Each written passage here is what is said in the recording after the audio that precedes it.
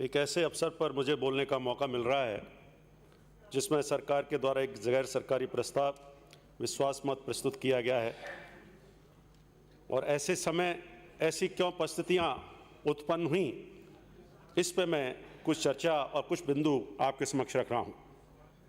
मेरे से पूर्व के वक्ताओं ने, विशेष रूप से विपक्ष के साथियों ने, नेता, उपनेता प्रतिपक्ष और विपक्ष पार्टी के अध्यक्ष ने बहुत सारी चीज़ें कही हैं, बहुत सारी बातें कही हैं। सबसे पहले मैं शुरुआत करना चाहता हूं कि परिस्थितियां क्यों पैदा हुई। क्या इस प्रदेश की जनता ने उस सरकार को चुन के नहीं भेजा जो लोकतांत्रिक ढंग से चुनी गई सरकार को एक बहुमत दिया और बहुमत के आधार पर माननीय श्री अशोक गहलोत जी को मुख्यमंत्री पद पर सुशोभित किया? क्या ऐसे कारण थे इन 1.5 सालों के अंदर ही? क्या ऐसी परिस्थितियां पैदा हो गईं? क्या ऐसे जनता ने आक्रोश दिखाए? क्या ऐसे आंदोलन हुए प्रदेश में जिसकी वजह से विपक्ष के कुछ साथियों ने ऐसा षड्यंत्र शुरू कर दिया कि कैसे इस लोकप्रिय सरकार को गिराया जाए, कैसे इस सरकार को टॉपल डाउन किया जाए? मैं और सुन लीजिए यार, हम भी सुने हैं, क्या दिक्कत है? मैं तो पहली बार चुन के आया हूं विधायक और इसलिए आपका यह फर्ज बनता है कि मुझको मौका दीजिए, सुनिए। कई कुछ बड़े लोग, कुछ अनुभवी लोग गलती कर देते हैं, कई बार मुखिया भी गलती कर देता है, लेकिन बेटा भी सलाह देता है। तो ये मान करके कुछ अपनी बातें आपके समक्ष रख रहा हूं। अभी बात कर रहे थे पूनिया साहब कि प्रदेश के गृह मंत्री के समक्ष उस व्यक्ति को चाय पिलाई जा रही थी जिसके खिलाफ एसीबी का मुकदमा था। बिल्कुल, गृह मंत्री जब कहीं किसी तरह की बात होती है, उस प्रत्येक आरोपी को रिप्रेजेंटेशन देने का अधिकार होता है, चाहे वो एसीबी का मुखिया हो, चाहे वो प्रदेश का मुख्यमंत्री हो। इस नाते वो जो एमएलए जो भी गए, वो मुख्यमंत्री को रिप्रेजेंटेशन देने गए, अपनी बात कहने गए। हंसी आएगी, निश्चित रूप से हंसी इसलिए भी आएगी। अभी पूर्व जो है उपनेता प्रतिपक्ष भी जो है बात कर रहे थे कि जाने क्या हो जाए। बिल्कुल सही कहा, लेकिन मैं ये कहना चाहूंगा, जाने कब क्या हो जाए।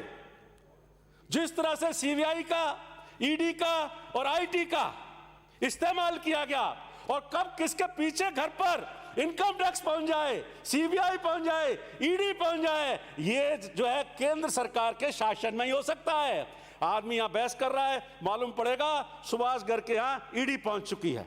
बिल्कुल आप सही कह रहे हैं, किसी भी प्रदेश के मुखिया को यह अधिकार है कि वो अपनी आंख खुली रखे, कान खुले रखे और मुंह भी खुला रखे, ये उसका अधिकार है। और इस रूप में मैं कहना चाहूंगा, आपने बहुत सारी चीजें कही। प्रतिपक्ष के जो उपनेता हैं और प्रदेश अध्यक्ष हैं बीजेपी को, उनसे कहना चाहूंगा, कम से कम कुछ शुरू करने से पहले अपने कुछ पूर्व अनुभवी नेताओं से तो संपर्क कर लिया होता। बात कर रहे थे कि संवाद नहीं होता है। अभी चर्चा की कि हमारे मुख्यमंत्री जी और आप जो है हमारे पूर्व मुख्यमंत्री के बीच में संवाद नहीं हुआ। मैं उपनेता प्रतिपक्ष से पूछना चाहता हूं और नेता जो है पूनिया जी से कि उन्होंने अपने पूर्व मुख्यमंत्री जी के साथ पिछले 1.5 साल में, पौने 2 साल में कितनी बार संवाद किया? और यह निर्णय लेने से पूर्व कि सरकार को गिराया जाना है, क्या मेघवाल साहब से संपर्क किया? क्या वसुंधरा राजे से संपर्क किया? दूसरों को सलाह देने चले हैं। क्या आप नेताओं की नहीं सुनते, मुखिया की नहीं सुनते?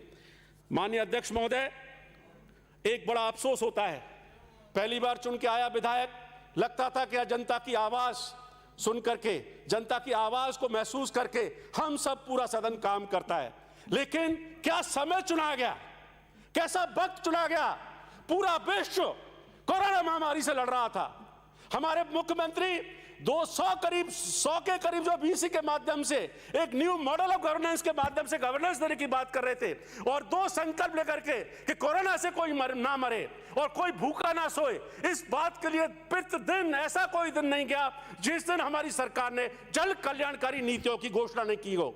उस वक्त इन्होंने सोचा कि मुख्यमंत्री, उनकी सरकार तो काम में संलग्न है, काम कर रही है, ये अच्छा मौका है। लोग अपने अपने घरों पर हैं, ये सबसे अच्छा मौका है, इस वक्त चुनाया जाए। मैं धन्यवाद देना चाहता हूं मेघवाल जैसे नेताओं को और विपक्ष के उन साथियों को जिन्होंने अंतरात्मा की आवाज से ये संकल्प लिया और ये इनको पूर्व इनके नेताओं को बाध्य कर दिया कि हम ऐसे षड्यंत्र में शामिल नहीं होंगे।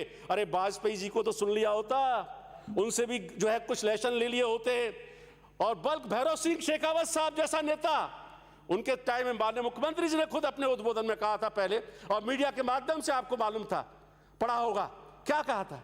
वो होता है राजनीतिक चरित्र कि हम ऐसे किसी काम में नहीं पड़ेंगे, किसी भी चुनी सरकार को करने नहीं देंगे जिस देश की जनता ने या प्रदेश की जनता ने सरकार को चुनकर भेजा है। गलतियां खुद करते हैं, आरोप हम पर लगाते हैं। मैं एक कहना चाहूंगा, माननीय वसुंधरा जी है नहीं, मैं कहना चाहता था, मैं उनकी अनुपस्थिति में बता रहा हूं कि किस्सा बना दिया उन लोगों ने, किस्सा बना दिया उन लोगों ने कि मुझे, जो कल तक मुझे अपना हिस्सा बताया करते थे। राठौड़ साहब, मैं आपके लिए शेर कहा है, सुन लिया है, नहीं सुना? दोबारा सुना दूं?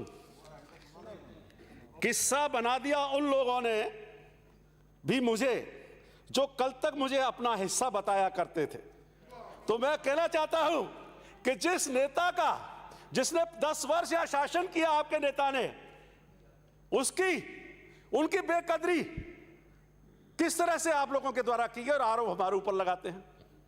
ये तो मैं धन्यवाद देना चाहता हूं हमारे इस सदन में बैठे हुए हमारे सत्ता पक्ष के सभी सहयोगी दल, कांग्रेस और लोक दल, सीपीआईएम के साथी, निर्दलीय साथी, बीटीपी के साथी, बीएसपी नहीं, अब बीएसपी नहीं है, कांग्रेस है अब। उन साथियों ने, क्या आपने कितने ही प्रयास कर लिए, कितने भी जो है ये कोशिश कर ली, और मैं इस बात का मैं कह सकता हूं, जो कहते हैं ना कि अपना कुनबा तो संभाला नहीं गया, अरे आपने तो पूरी कोशिश की उस कुनबे को तोड़ने के लिए, और मैं इस बात का विटनेस हूं और आपके अध्यक्ष के ऊपर आरोप लगाता हूं कि उन्होंने फोन नहीं किए, उन्होंने कोशिश नहीं की। माननीय अध्यक्ष महोदय, अब सुन लीजिए, सरकार सुन लीजिए, सुन लीजिए, सुन लीजिए, माजदा रखिए थोड़ा सा। सीनियर आदमी है, डील नहीं किया। तो माननीय अध्यक्ष महोदय, ऐसा वक्त चुना और उस वक्त को चुनने में कहीं ना कहीं इनसे गलती हो गई, और हमारे इस साथियों का जो उत्साह, जज्बा और ये भूमि, राजस्थान की वो रणभूमि, और जैसा कि माननीय धारीवाल जी ने कहा कि रथ रोक दिया गया इस राजस्थान में, हमारे अशोक गहलोत साहब के नेतृत्व में इन सभी सदस्यों ने जो निष्ठा व्यक्त की और ये विश्वास दिला दिया चाहे कुछ भी हो जाए, हाँ गए 5 स्टार होटल में, कोई गलत काम नहीं किया, स्वेच्छा से गए। जब गुंडे पीछे पड़ जाते हैं ना, गुंडे, तो कहीं ना कहीं तो जाना ही पड़ता है। और जब इस तरह के सीबीआई, ईडी और आईटी, जब इस तरह के लोगों को पीछे लगा दिया गया, प्रताप सिंह जी बैठे हुए हैं, उनके फादर 80 साल के, कमाल है, कुछ तो एक मोरल होता है आदमी का। बिलो दी बेड कभी भी राजनीति नहीं की जाती है, कुछ ना कुछ मेघवाल साहब से सीख लिए होते। माननीय अध्यक्ष महोदय, मैं 2-3 बातें और कहना चाहूंगा। जितने भी अगर कल्याणकारी नीतियों की और कार्यक्रमों की बहिरस्त कहूं, कहा कि कोई काम नहीं हुए, ऐसा कौन सा सेक्टर है जिसमें हमारी सरकार ने काम नहीं किए? चाहे वो हायर एजुकेशन का सेक्टर हो, टेक्निकल एजुकेशन हो, संस्कृत हो, मेडिकल हेल्थ। अरे कम से कम उन माननीय प्रधानमंत्री का तो सम्मान करो जिन्हें सार्वजनिक रूप से वीडियो कॉन्फ्रेंसिंग के माध्यम से इस राजस्थान सरकार की सराहना की, और आप उनके भी मतलब उनका भी आप सम्मान नहीं करते हैं। किस मंत्रालय ने राजस्थान सरकार के प्रयासों की सराहना नहीं की? नरेगा में नंबर 1, फिर भी आप कहते हैं भाई मैं सबसे पहले काम शुरू कर दिए गए नरेगा के माध्यम से, और कोई भूखा ना सोए, खास सुरक्षा के माध्यम से उनको, बल्कि एनएफसी वालों को जो बराबर गेहूं उपलब्ध कराया। एक राजस्थान में व्यक्ति बता दो जिसने भूखे सोया हो, जिसको कि राशन सामग्री ना पहुंची हो।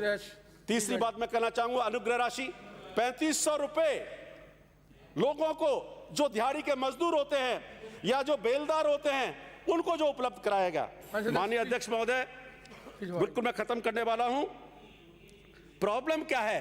बीजेपी की सबसे बड़ी प्रॉब्लम, सर एक शेर कह रहा हूं, कहने को तो बहुत कुछ था, मुझे चाहिए कोई बिल्कुल मेरे जैसा किसी बेहतर से मेरी बनती नहीं, और वो बेहतर आदमी है अशोक गहलोत जी। Thank you. इसलिए आपको सब ऐसा लगता है कि इसको कैसे टॉपल डाउन किया जाए, लेकिन इन काले मंसूबों को ये पूरा सदन जो सत्ता पक्ष यहां बैठा हुआ है 125 लोग सफल नहीं होने देंगे।